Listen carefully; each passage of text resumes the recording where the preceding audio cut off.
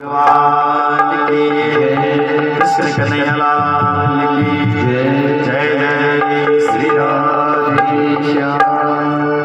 कण कण मां बस्यो मेरो राम रमैया, मेरो राम रमैया। कण स्वर्ण दीखियो मेरो कृष्ण कन्हैया। कण कण मां बस्यो मेरो राम रमैया, राम रमैया।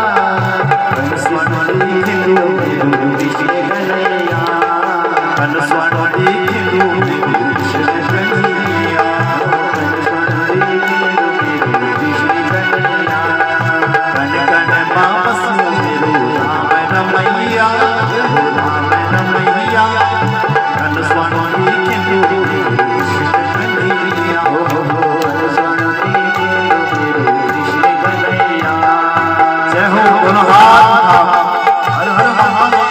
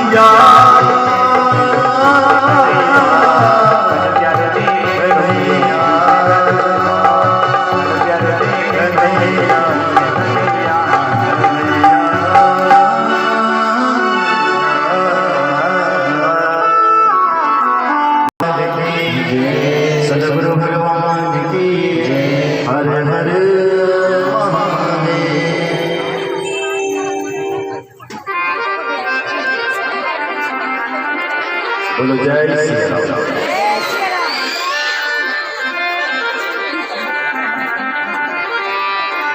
अकामा सर्व कामो भव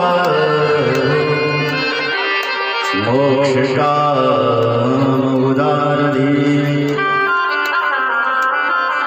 तीव्र भक्ति योगेन गजेत पुरुषं परम। सूत जी कहते हैं सोनकादिश्यों,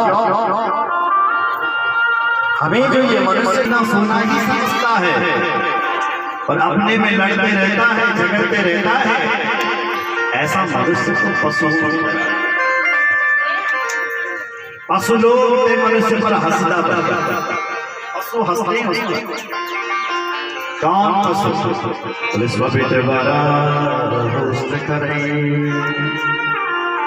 पहला पशु का नाम लिया स्वान यानी कुत्ता। कुत्ता किसको देख करके हंसता है? कई देख के हंसता जो कुत्ता। बोले जो लोग अपने में लड़ते रहते हैं, झगड़ते रहते हैं, अब तो कथाएं होने लगी महाराज, नहीं तो पहले पहले जमाने गांव गांव में पुरानी तो पढ़े लिखे हो, लेकिन जो लोग में लड़ते रहते हैं, झगड़ते रहते हैं, एक दूसरे पर गालियां करते हैं, कुत्ते उनकी निंदा करते हैं, कुत्ते उन पर हंसते हैं, कुत्ते कहते हैं गांव के देखो देखो है तो इसका मनुष्य का चोला और काम देखो हम कुत्तों जैसा कर रहा है। जैसे हम कुत्ते वहां से झुक रहा है, एक यहाँ से झुक रहा है, ऐसे ये मनुष्य यहाँ से गाली दे रहा है, एक वहां से गाली दे रहा है। जो लोग आपस में लड़ते रहते हैं, झगड़ते रहते हैं, ऐसे लोगों को पशु यानी कुत्ते के समान माना। स्विट वरस्त करे, वरह वरह यानी सुअर। सुअर सुअर देखा बाजारों में घूमता है,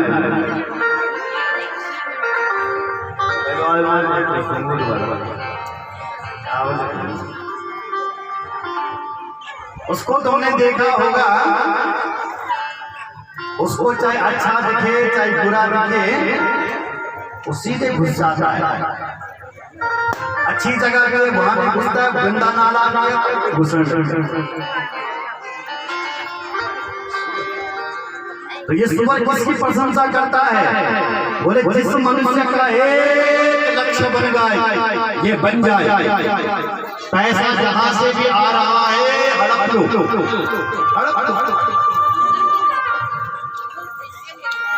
सुनो ध्यान से सुनो। पिछले जमाने लोग, पहले जमाने लोग ना लोगों के धन से डरते थे, उसका पैसा खाएंगे तो बुद्धि खराब हो जाएगी, मेरी नहीं होगी तो बच्चों की बुद्धि खराब हो जाएगी। आज जहां से मिल जाए भैया हड़प लो। जय गोपाल जिस व्यक्ति का ये लक्ष्य बन जाए कि जिसके बदले का मिल जाए हड़प लिया उसने, ऐसा व्यक्ति सीधे घुसना है जगह भी और इसलिए अगर हमसे कोई गलती हुई है दूसरे के धन को खाने की, तो उसको बंद करिए। बोलो जय जय।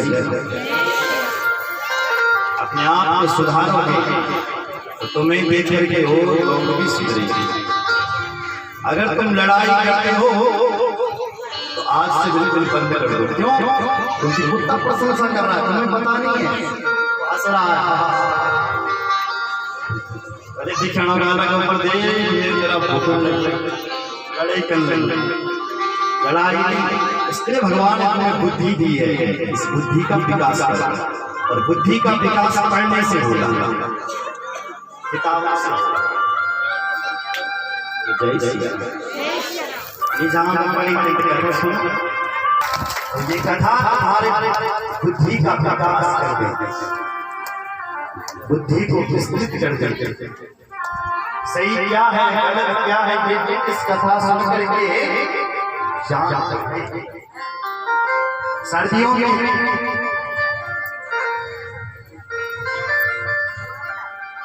जैसे हीटर काम करता था, चमन प्रकाश काम करता था, ऐसी ये कथा हमारी पृथ्वी में भी जब कोई विकृति आ जाए सामने तो उस समय हमने जो कथा सुनी होगी वो काम आ सकता है। जय जरूर फायदा करेगा। इसलिए स्विट वरस्त करे, संस्कृत गुरु संपसु। तीसरा प्रशंसनीय है स्विट वरस्त। ओठ किसकी प्रशंसा करता है? मेरी तरफ देखो, ध्यान दो इधर। बोले जिसको थोड़ा धन मिल गया, कल तक तो गरीब था, आज सरकारी नौकरी लग गया और थोड़ा सा पैसा बड़ो आदमी बनेंगे तो गर्भ से उठा के चलता है। देखो देखो तो हम नेता बन गए, घर घर दो भोजे गुड़ियामन के भेजते हैं। अब तो उसको देखो, गांव का जो दादा है उसको भी प्रणाम करने में शर्म आ रही है। अब तो मैं बड़ा आदमी हो गया, बूढ़े को प्रणाम करूंगा? अपने रास्ते चलते। ऐसा अभिमानी व्यक्ति को देख करके ओठ हंसता है, उसकी प्रशंसा करता है। देखो देखो इस मनुष्य को देखो, ये भले ही है मनुष्य जैसा लेकिन खानदान की बात आ रही है। जैसे हम लोग सिर उठा करके चलते हैं, ऐसे ये गरीबी सिर उठा करके चल रहा है। इसलिए मेरे भाई यदि तुम बड़े आदमी बन भी गए हो तो छोटा बना। हनुमान जी कितना बड़ा है जानते हो? कनक भूधरा शरीरा, जिसका शरीर बल आकाश तक जाता है। और उसी हनुमान जी को देखिए मत्स्य समान मच्छर की तरह बन जाता है। इसका मतलब क्या है कि हनुमान जी से हमें सीखना चाहिए, जहां पर बड़ा बल हो वहां पर ऐसा बड़ा बल हो कि आकाश तक लहराओ, दुनिया हमारी प्रशंसा करे। जैसा आदमी नहीं है कोई, छोटा है भगवान जी कह रहे हैं मत्स्य समान मच्छर जैसा बल हो, तुम जहां वहां जा सकते हैं, जिससे मर्जी उससे मिल सकते हैं। सुन रहे हैं? इससे बड़े बनने का अभिमान करना, बड़े गणेश बड़ा है, सारी दुनिया उसको पूछती है, लेकिन बैठता किससे बताओ? समझ मत कल्पना कितना बड़ा गणेश जी की और इतना बड़ा है, कान बड़े, सूंड इतनी लंबी है, चूहा तो उसके पैर के बराबर है। लेकिन गणेश जी दुनिया को बताना चाहते हैं कि मैं दुनिया के लिए बड़ा भी हूँ और मैं इतना छोटा भी हूँ कि मैं चूहे के ऊपर बैठ जाता हूँ। इसलिए बड़ा भी बनिए और इतनी छोटी भी हो जाए कि चूहे के ऊपर बैठ सके। कोई छोटा व्यक्ति भी तुमसे मिलने आए उससे भी मिलिए, और बड़े बड़ों से तुमने मिलना ही है। बोलो जय। ताली बजाने के बाद पवित्र वाला करे। इधर सुनो, जिस व्यक्ति ने ध्यान से सुना, जिस व्यक्ति ने एक लक्ष्य बना दिया घर में रहना,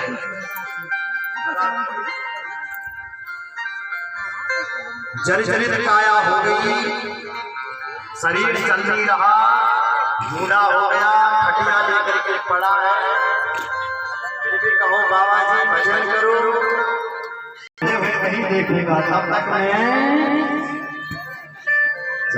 भजन करने वाला हूं। गधा बना गधा कहता है देखो देखो, जैसा ये मनुष्य है ना ऐसे ही हमारी तरह।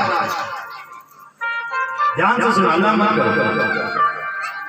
गधा कहता है जब तक मुझ में बल था, पराक्रम था, मेरा मालिक मुझे खूब खिलाता था, पिलाता था, घर में रखता था, अच्छा खाना देता था। वही गधा जब काम का नहीं रहा तो उसका मालिक उसे गधे को लट्ठी मार करके निकाल अपने घर से निकाल देता। उसी प्रकार आजकल के जो लोग हैं वो अपने माँ बाप की दादा की सेवा कब तक कर रहे हैं? जब तक वो पैसा दे रहे हैं, धन दे रहे हैं, काम कर रहे हैं, घर संभाल रहे हैं, हमारा तब तक तो हमें वो अच्छा लगते हैं। अब जब दादा जी कुछ कर नहीं सकते, खटिया पकड़ करके लेता है। अब ये घर वाले ही लोग कह रहे हैं दादा पिताजी जब हम 4 भाई हैं तो हमें ठेका थोड़ी ले रखा तुम्हें पालने का, जाओ बड़े भाई के पास जाओ, सुने मार। ऐसा सुनने के लिए मिल रहा है पिताजी को। 4 भाई हैं तो हमें से जाइए पिताजी भाई के पास। गधा का जो स्थिति मेरी वही इस मनुष्य की भी हो रही है, और व्यक्ति सेवा कर रहा है। दादा माँ बाप जब तक वो धन कमा करके दे रहे, जिस दिन उन्होंने देना बंद कर दिया, सुन आपने बुजुर्ग लोग सुन लो, ये दुनिया वाले जन निकाल दीजिए। जैसे कृपण किसान कंजूस किसान किसी बूढ़े निकाल देता है, बैल को किसान तब तक खिलाएगा जब तक हल चलाने वाला रहेगा, और यदि बैल ने तुम्हारा हल लगाना बंद कर दिया तो फिर किसान उसको छोड़ देता है, सड़कों पर भगा देता है, उसे घास भी देना बंद कर देता है। उसी प्रकार जब तक दादा नोट दे रहा है, पिताजी दे रहे पेंशन 35,000 जब बेटा दे तब तक पिताजी को खूब पराठा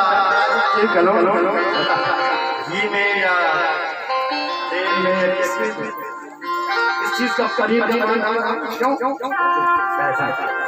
और जिस दिन तुमने बंद कर दिया, जाओ भजन कर, अरे यार हर बार क्यों नहीं जाते बाबा के आसपास भजन करने, वृंदावन जाओ भजन करो, तुम्हारा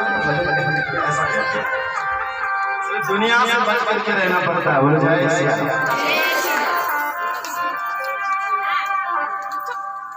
इसलिए जो ये मनुष्य का शरीर मिला हुआ है कि उपासना के लिए मिला हुआ है,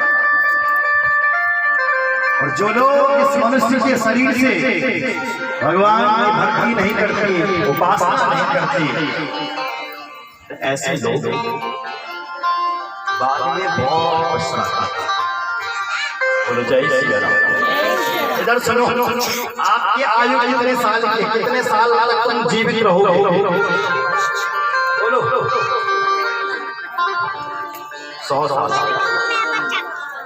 100 साल तक हम जीवित रहेंगे। मैं कहता हूं कि मनुष्य की आयु 100 साल की नहीं है, 40 साल की है केवल। कितने की है? 40 साल।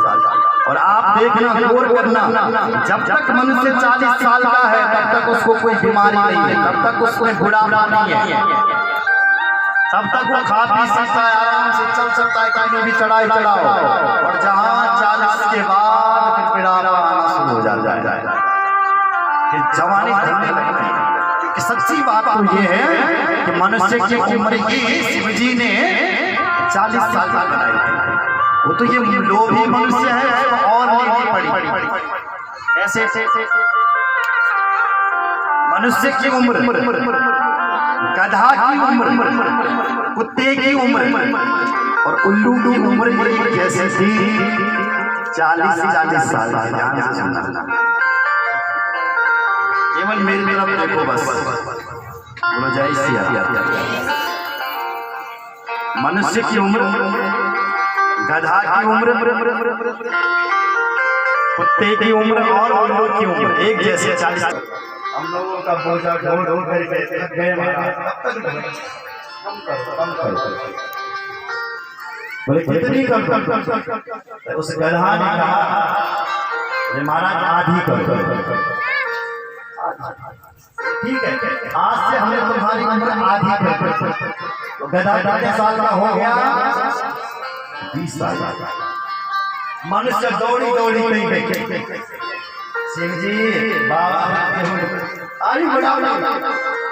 बाबा ने कहा आयु में कहां से बढ़ाओ? बढ़िए गधा की उम्र बढ़िए चलेगी,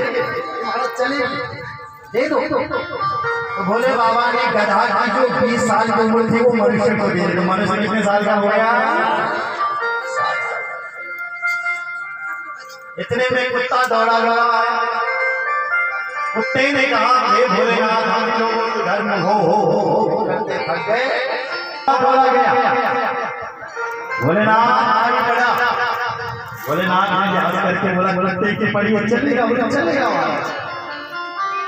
दे कुत्ते क्या हो गया? मनुष्य कितने साल का हो गया?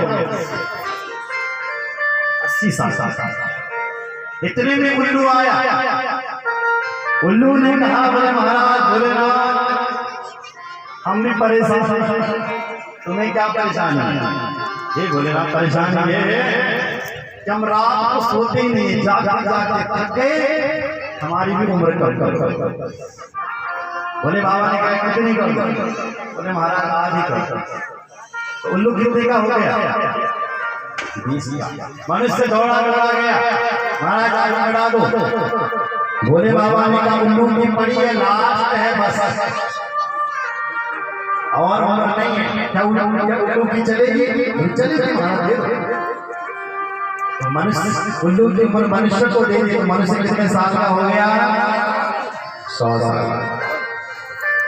ये 100 साल की आयु में गया, मर्जी वो खाओ हजम हो जाएगा, जहाँ मर्जी वहाँ चलो शरीर मस्त रहेगा।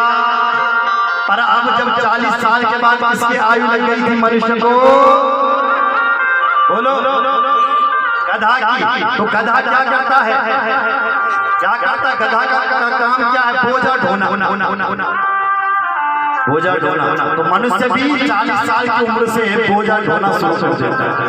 बेटे की शादी करनी है, इसकी शादी में इतना पैसा, बेटे को नौकरी लगाना, 40 साल तक तो मस्त है, लेकिन 40 साल के बाद ये बड़े झंझट में महाराज इतने पैसे चाहिए, बेटी को नौकरी और बेटे की शादी, 60 साल तक यही चलेगा, बोझा ढोता रहेगा जैसे गधा ढो रहा है। क्यों? क्योंकि उम्र ही गधा की लगी। सुन रहे हैं 40 60 पूरे, अब 60 के बाद किसकी लगी,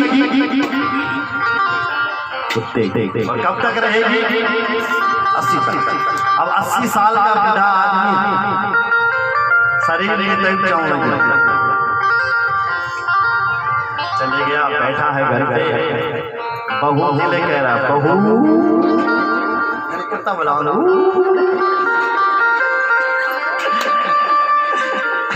ऐसे 80 साल 90 साल का उनके शरीर तो चलता नहीं, पका का देना पड़ेगा। वो भी कह रहा बहू कहीं तक सुई नहीं लगी, कुत्ता की कोई नहीं सुनता, वो कितना अमुई के पता कीजिए, परेशान रहता है क्योंकि किसकी मिल रही है आयु, इसलिए ऐसे हाल है। 90 पे 94 तक पहुंच गया कोई आयु, तो तब किसकी आयु आ गई, उल्लू। और जहां उल्लू क्या करता है, रात को सोता नहीं। अब 90 साल के आदमी से पूछो कि तुम सोते हो, हमारा 2 घंटे तो बढ़िया नींद आती है, और जनियर रात में 2 बजे तक बेटा अपने बेटे अपने पिताजी से बहुत प्यार करता था, बोले पिताजी तुम 2 बजे रात क्यों उठते हो, तुम चिंता मत करो, मेरा मेडिकल स्टोर में डॉक्टर को मान ले दवाई लाता हूँ। अपने पिताजी के लिए दवाई नहीं आए, दवाई भी खाने, जहाँ 2 बजे दवाई से 2 घंटे तो ठीक आएगी, और जहाँ 1-2 बजे अरे पिताजी तुम उठे क्यों हो, बेटा इस दवाई से 2 घंटे नींद तो ठीक आई थी, फिर अब बेटे को क्या पता कि यहाँ उल्लू की आयु लगी, जिसकी आयु लगी है वो तो भोगना। इसलिए जिंदगी जब तक रहेगी फुर्सत न मिलेगी काम से, कुछ समय ऐसा निकालो, प्रेम कर लो श्री राम। ये जो जिंदगी है ये बहुत छोटी है, केवल 40 साल की है, इसके बाद दुनिया भर के झंझट हैं, पशुओं की आयु भोगनी पड़ेगी। उससे अच्छा यह है कि अभी से इसी वक्त उस परमात्मा का चिंतन करना चाहिए, लग जाओ उसकी उपासना में, क्योंकि जो उस भगवान का चिंतन करता है भगवान उसको सभी अभय से प्रदान कर देते हैं। प्रहलाद जी कहते हैं अपने मित्रों को, मेरे मित्रों तुम इसी बालपन से ही भगवान का भजन करो, जैसे वो भगवान मेरी रक्षा करता है ऐसे वो भगवान हमारी रक्षा करता है, क्योंकि वो भगवान सबका है। देवो सुरो मनुष्यो यक्षो गंधर्व च भजन मुकुंद चरण स्वस्ति